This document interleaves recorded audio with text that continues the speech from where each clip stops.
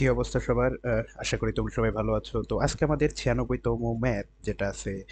দেখো, আহ, এই ম্যাথটা কিন্তু একটা জেনুইন ম্যাথের মতো না, ঠিক আছে? এটা একটু আলাদা টাইপের ম্যাথ। তো এই ম্যাথটা যদি আমরা সলভ করতে হয় তাহলে চলো আমরা দেখি কিভাবে সলভ করতে পারি। তো কি বলছে এখানে, দেখো যে একটি কণা 1,2 বা 1 2 বিন্দু হতে গতি শুরু করে এক্স ওয়াই তলে 2i+3j মিটার পার সেকেন্ড বেগে গতিশীল হলে 10 সেকেন্ড পর কণাটির এক্স ওয়াই স্থানাঙ্ক কি হবে সেটা বলতে বলছে, ঠিক আছে? আচ্ছা,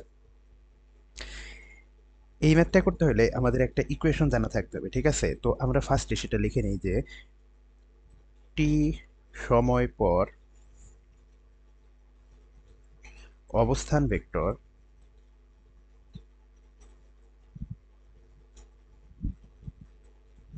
টি সময় পর অবস্থান ভেক্টর এটা আমরা কি লিখতে পারি? আর টি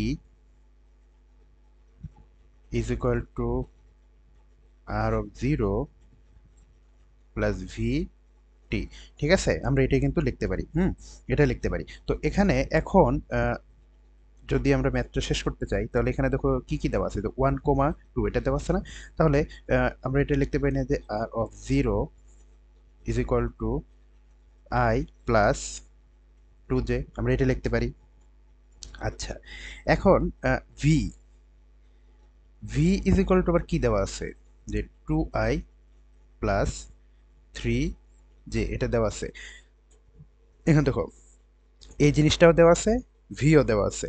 তাহলে আমরা এই দুইটা জিনিস শুধু এই ইকুয়েশনে যদি ইনপুট করি তাহলে আমরা টোটাল জিনিসটা পাই যায় না? তাহলে চলো আমরা এখানে করে ফেলাই যে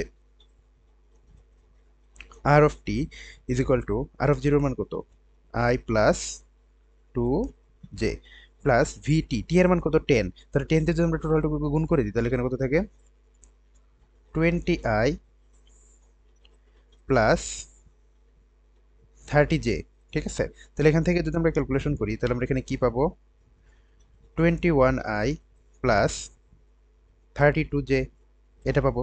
আচ্ছা, তাহলে দেখো তো, এখন যদি আমাদের এক্স ওয়াই স্থানাঙ্কগুলো বের করতে বলে তাহলে এই জিনিসটা কি আমাদের এক্স এর স্থানাঙ্ক না? আর ওয়াই জিনিসটা কি, এটা আমাদের 32, এটা কি ওয়াই এর স্থানাঙ্ক। তাহলে এখানে আমরা লিখতে পারি যে কণাটির এক্স ও ওয়াই স্থানাঙ্কগুলো হবে 21 আর 32।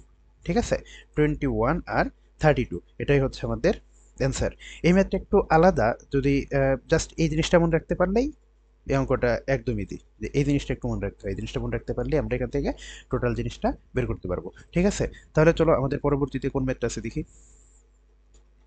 আচ্ছা, দেখো পরবর্তীতে যে ম্যাথটা দেওয়া আছে সেটা কুয়েট অ্যাডমিশন টেস্ট 2010-11-তে আসছে। তো ম্যাথটা দেখি, চলো সলভ করি। কি বলছে এখানে, যে 100 মিটার পার সেকেন্ড বেগে বন্দুকের একটি গুলি 2 মিটার পুরু দেয়াল ভেদ করে বের আসার সময় 50 মিটার পার সেকেন্ড বেগ প্রাপ্ত হয়। 100 মিটার পার সেকেন্ড বেগ সম্পন্ন গুলি থামাতে কত মিটার পুরু দেয়ালে প্রয়োজন হবে? এই ধরনের ম্যাথ আমরা আগে অসংখ্যবার করছি, এখন আবার এটা খুব র্যাপিডলি করবো। ঠিক আছে, তো উপরে যে কন্ডিশনটা দেওয়া আছে, তো এই কন্ডিশন থেকে আমরা কি বের করবো? এখান থেকে আমরা বের করবো হচ্ছে এ। তাহলে আমরা অ্যাকচুয়ালি একবার এ লিখে ফেলি। এর আমরা কিভাবে বের করতে পারি, যে 100 square minus 50 square divided by 2 × 2।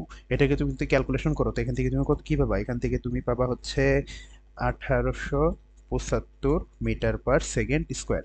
ঠিক আছে, এই জিনিসটা কিন্তু এভাবে সহজে বের করে দেয়। এখন এই সূত্রটা কোথা থেকে আসলে এটা তোমাদের এখন বের মানে অ্যাকচুয়াল তোমাদের মনে থাকা উচিত। ঠিক আছে, আমরা কি জানি যে V square is equal to U square minus 2as। ঠিক আছে, এই ফর্মুলাটাকে থেকেই আমি অ্যাকচুয়ালি একবার এটা লিখছি।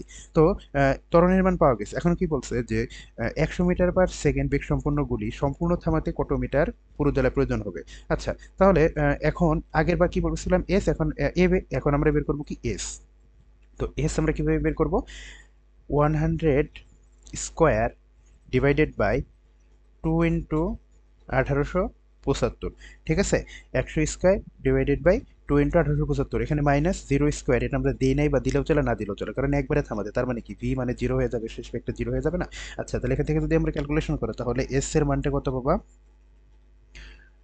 2.667 মিটার। ঠিক আছে, তো এটাই হচ্ছে আমাদের অ্যান্সার। খুবই ছোট একটা ম্যাথ, খুব দুইটা সূত্র, জাস্ট 2 লাইনে ম্যাথটা সলভ করা যায়। ঠিক আছে, তাহলে ভাই আজকে আমরা যে দুটো ম্যাথ সলভ করলাম এই দুটো ম্যাথ একটু প্র্যাকটিস করবা।